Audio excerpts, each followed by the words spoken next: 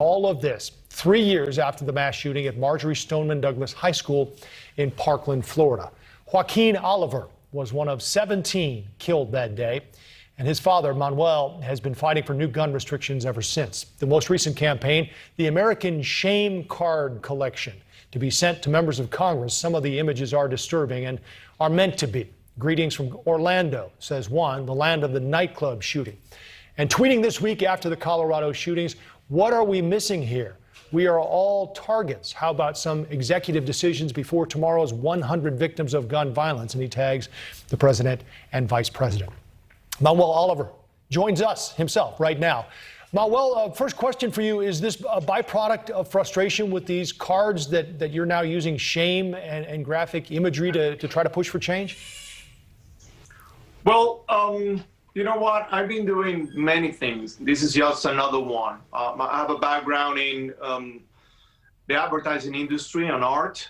And after I lost my beautiful son, Joaquin, a little more than 3 years ago, I decided to be myself, do what I do best. And the shame cards came out as our latest campaign. And I believe I'm showing something that is the reality inside America. How have they been received? Well, so far we have been able to send more than 8,000 to members of Senate and Congress, and I guess they have received them in different ways. Some of these politicians will agree with what I'm demanding, along with a lot of people, and some others, I don't think they will appreciate what we're doing.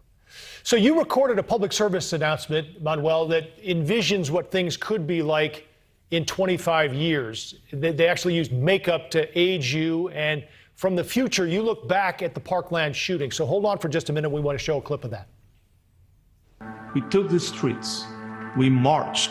We had this amazing march in D.C. with almost 1 million people. We did murals. We traveled, did speeches here and there. Of course, we had more mass shootings after Parkland. We did nothing to stop this from happening.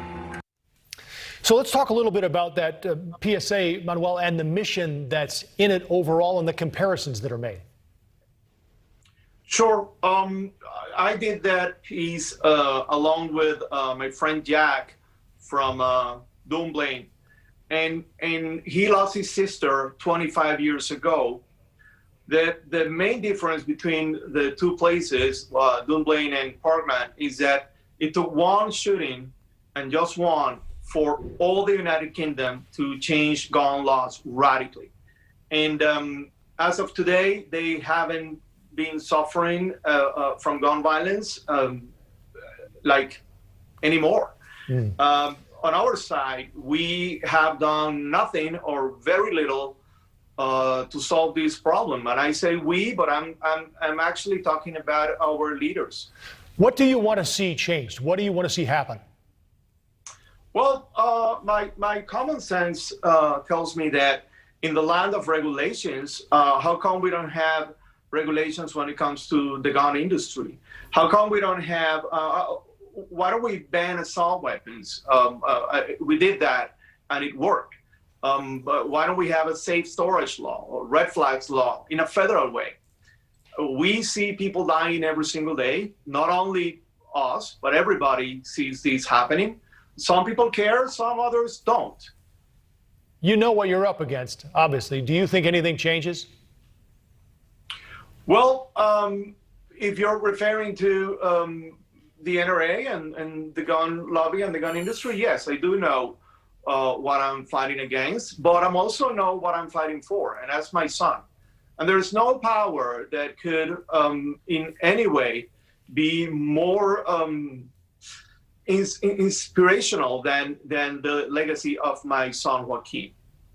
The first possible change could be these two bills that have made it through the House. Do you think they make it through the Senate that increase tighten up background checks?